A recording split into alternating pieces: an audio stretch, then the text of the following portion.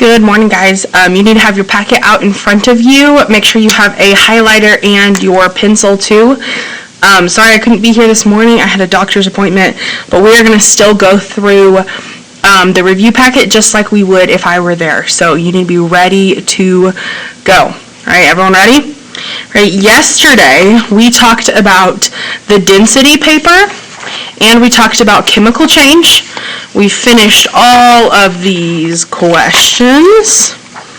We did the types of forces. We talked about Fang'em, and we are now on net force, right? So make sure your highlighter is ready to go, and you have your pencil as well. We're going to need both of them today for net force. Right, here we go. I'm going to zoom in a little bit so you can see it a little bit better. Right, it says the overall force exerted on the object is measured in newtons. Right, remember that N stands for newtons. Right, that is how forces are measured. Right, if the net force is 0, then a change in motion will not occur. Right, no change is happening if it's 0. Right, so that means that it could be sitting still, or it could be going at a constant speed, right? So we're going to put out to the side, no motion or constant speed. So if it's a car moving and the car is going 10 miles per hour, that could be considered a net force of 0 because it is just going in a straight line at a constant speed. Right? Remember, if something is turning a corner, like if it is a car that's turning a corner, the net force is not 0 because that is a change in motion. Right? You always have to slow down to go around a corner. So that would be different. If the net force is greater than 0, a change in motion will occur, right? So it's going to be moving. If it is not to 0, it's going to move, right? Let's look at these two examples right here, right? Calculate the net force and direction of the examples below. So let's look at this box, right? Remember, right? If the arrows are going in the same direction, you would add them, right? So if there was 2 arrows going on a box, both this way, you would add, right? But if the arrows are going in opposite directions, it's like you and your friend are working against each other, you have to subtract, right? This arrow is going to the left, this arrow is going to the right. They're working against each other, right? So we're going to subtract 60 minus 25. Do the math. 35, right? So our net force is 35 newtons. Don't forget the N. You have to have it. Right? I'm going to put a comma, and we need our direction as well. So what direction is it moving? Well, it moves in the direction of the greater force, right? If it's pulling on it this way with 60 newtons and pulling on it this way with 25 newtons, the bigger number is going to win, right? So it's going to move to the left, right, with the direction of left. Right? That's the stronger force. It's going to go in that direction. Now we have one that's a little bit more complicated. Right? We have 4 directions on this one. Right? There's one pushing this way, there's one pushing that way, there's one pushing up, and there's one pushing down. This is an airplane, by the way, if you can't tell. Right? So first we're going to do the horizontal directions, right? Because we're going to have 2 net forces here. Right? So we have 105 to the right and 35 to the left. Right? Those are 2 different forces. They're going different directions. There's a push this way and a push that way. So we need to subtract 105 minus 35. Do the math. Did I do that right? Yeah, I did that right. Okay, so 70, right, 70, and then which direction is bigger? We have left and right.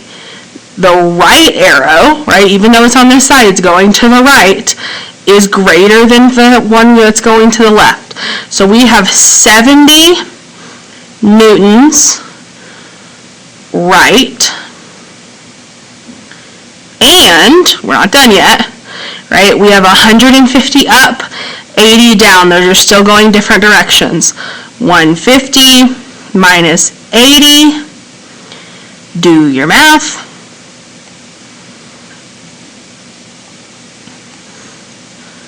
Yeah, 70 again, right? So now we have 70 newtons. Which one's bigger? 80 going down or 150 up? And it is up, right? 150 is larger. So your whole answer would be 70 newtons right and 70 newtons up, right? Now we're moving down. We have balanced forces and unbalanced forces, right? Our balanced forces, right, get your highlighter. They're equal forces that do not change the object's motion. No change if they are balanced, right? If the overall force of an object, the net force is 0, then a change in motion will not occur. We read that up here, right? Nothing's changing. The net force on an object must be calculated in order to determine if a change in motion will occur, right? So we just calculated both of these. Neither one of them are 0. So a change is happening, right? Balanced forces is when a change is not happening, right? So we're going to draw one example right here, right? I'm not going to explain it, right? But we're going to draw a box. And we want balanced forces. So they need to be working in opposite directions. So let's say you're pushing on one side and your friend is pushing on the other side. 2 arrows going in. And you and your friend are the same strength. So you're both pushing with 10 newtons of force, right? So that would be a balanced force. The net force equals 0 newtons. Make sure yours looks like mine. This is a balanced force. Right? Now we have an unbalanced force. Right? That would be like these two forces up here. Right? Unequal forces that cause a change in the object's motion. Right? They cause a change in the speed or direction. If an overall force of an object is greater than 0, a change will occur. If it's greater than 0, a change is going to happen. The object will move in the direction of the greater force. So let's draw another picture here. We're going to do the same idea. We have a box.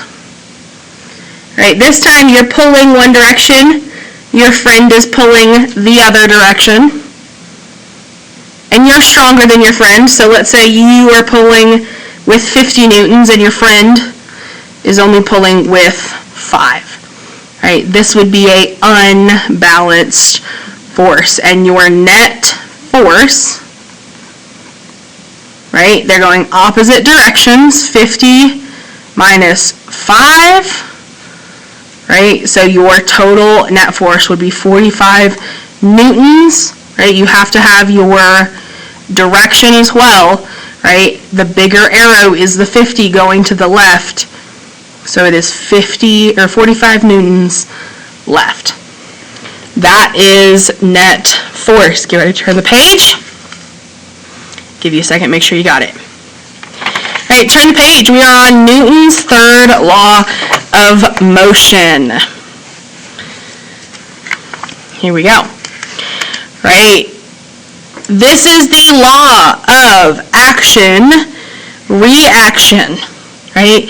This second bullet point, highlight the whole thing. That is the law. For every action, there is an equal and opposite reaction. That is Newton's third law of motion. Right? Forces come in pairs when acting on two interacting objects. The size of the force on one object is equal to the size of the force on the second object. right? We're not going to do our examples here because we got some really good ones down here. So let's slide down, right? Action-reaction pairs. The forces exerted on two objects on each other are called the action-reaction force pairs. Forces should be equal in magnitude and opposite in direction. If one force is pushing to the right, the other force should be pushing to the left, right? So here's an example of that, right? We have a guy pushing up against this wall. The wall is pushing back on him. That's why he doesn't fall, right? So we have two things happening here, right? First, we have to start with the action, right? That is what is happening to cause the reaction, right? So it is something that someone is doing, right? The boy is pushing the wall. So that is our action. Boy pushes wall. That is our action force. The reaction is the opposite, right? It has to happen, the wall pushes the boy, right? You just flip it. The reaction is what's happening because of the action. So this one here, the girl jump roping, right? Kind of looks like water, kind of hard to see, right? But those are her feet right there. There's the jump rope, right? She is jump roping, right? So what do you do when you jump rope? Well, you jump, right?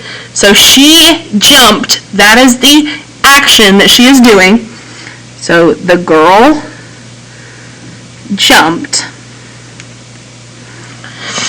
Right? Well, what happened when she jumped? Right? She pushed down on the floor or the ground, and the ground pushed back on her. That's what caused her to go up. So the ground pushed the girl up. The ground pushed the girl up. It pushed her back. Right? Last one. Sorry about the bell. Right? This boy, this baseball player, he is about to throw the ball. Right? That is the action. That's what he's doing. So the baseball player throws the ball. So he's pushing on the ball to make it go forward. Right? The reaction is that the ball, you see it, the ball pushes back on his hand. Right? So he can feel it push back. So ball pushes back on hand. It pushes back on him. Right? The most important thing to know is there's going to be an equal and opposite reaction. Anything you do, anything you push, you pull, right? You have the equal and opposite reaction. That is the third law of motion. Here we go. We got potential and kinetic energy. I told you we'd be coming to it. Right, potential and kinetic energy. Potential energy, right? It is potential, right? It is going to happen.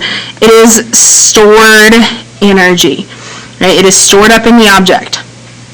An object gains more potential energy as its height or mass increases. More potential energy, height or mass increases. So an example. A roller coaster at the top of the hill has more gravitational potential energy than if it was at the bottom, right? And a compressed spring, if you had like a slinky, right, or like your spring in your pencil and you squished it together, it has more potential energy because you pushed that energy into the spring. Right? We got 3 different types, right? We had a poster that had chickens on it for this to help us remember. We have gravitational, elastic, and chemical, right? So gravitational, let's highlight it. It's due to the position, right? So how high something is, like the roller coaster. We'll come back to that in a second, right? Elastic, right? You think of like a hair tie or like a spring, right? Or like a slingshot or a bow and arrow, right? That is the like bending, twisting, stretching of an object, right? It's elastic, okay? You pull it back and then you can let it go when it flies, kind of like a hair tie. And then we have chemical, and that's stored in the chemical bonds, right? There's a couple of different types of chemical potential energy that we can remember. Right, so gravitational, right? Let's think of someone jumping. Doot, doot, doot. Right? They jumped. Right? They're going to fall back down because the gravity pulls them to the earth. Elastic. I'm going to draw a bow and arrow.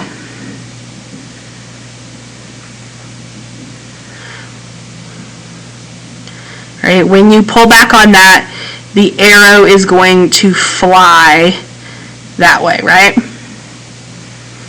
And then last thing, chemical, we got a couple of different options, right? Chemical can be in batteries.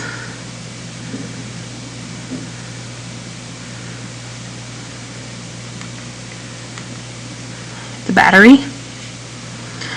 Or it can be in food, like a hamburger.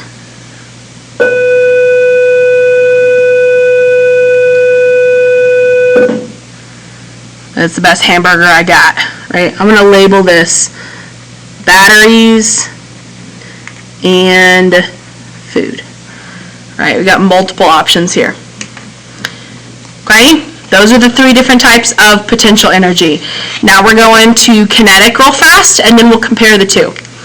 Right, kinetic energy, like we talked about on our first day, is the energy of motion. An object gains more kinetic energy as its speed or mass increases. The heavier something is and the faster it moves, the more kinetic energy it has. Our examples are a speeding car, movement from a ceiling fan. Let's talk about the roller coaster. As potential energy decreases, kinetic energy increases. They're opposites. If one goes down, the other has to go up. Right? They have an inverse relationship. Right? They're opposites. Okay? So let's look at this roller coaster down here. Describe the relationship between potential and kinetic energy at the 3 points shown. Remember, we can label potential energy as PE and kinetic energy as KE. Right? At the top of the hill, right, the roller coaster stops right before it starts to go down. Right? So the roller coaster is stopped right here at A. Right? Yeah, if it is stopped, right, our kinetic energy is going to be really low. Right? It's not moving. If it's not moving, it has no kinetic energy. Right? Very little. Right? So our PE, if they have to be opposites, would be high.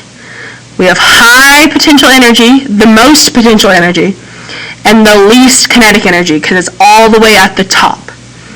In the middle, at B, our PE and KE are actually equal because it's right in the middle, right? It has gone from the very, very top to right in the middle, and that's why they start to change.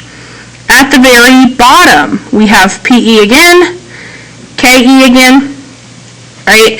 The top and the bottom are opposites, right? It stopped right here at the top, so that's why our KE was really low. There's no kinetic energy. At the very bottom, it's going the fastest it's going to go. So our KE is really high, and our PE is really low. Remember, they're opposites. They have to be going different ways. Okay? That's how you would describe the relationship on a roller coaster, right? Let's talk about what questions you are going to do today, right? I need you to flip to page 23 right here. Let me zoom out so you can see it. Right? Yesterday you did questions 1 and 2. Today you need to be doing 3, 4 on page 23. You need to be doing 5 and 6, Make sure you're writing complete sentences for this question. And question 7 and 8. Again, only 6 questions. Just double checking, right? So we got 3, 4, 5, 6, 7, 8. You stop with this one at the bottom.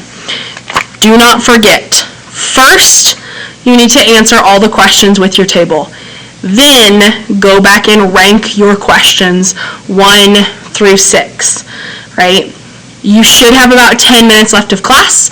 You have the rest of time to finish these questions and rank them 1 through 6. Remember, 6 is the easiest, 1 is the hardest, right? You cannot have 2 of the same number, so don't rank 2 questions number 3, right?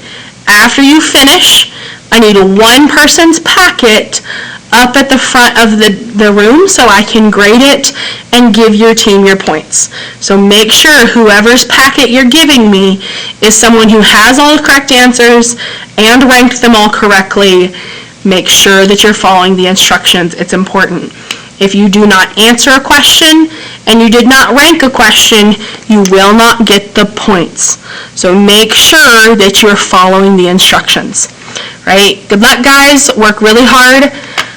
Make sure you're doing what you're supposed to be doing.